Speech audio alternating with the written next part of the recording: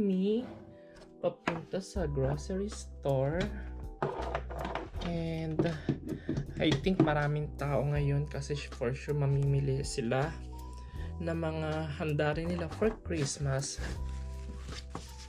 Alam niyo, ang pinagkaiba lang natin dito sa Canada for Christmas at sa Pilipinas, sobrang tahimik ng Christmas dito na talagang mafe-feel mo na ma-homesick ka, as in hindi mo mararamdaman na ang saya-saya dito mag-Christmas.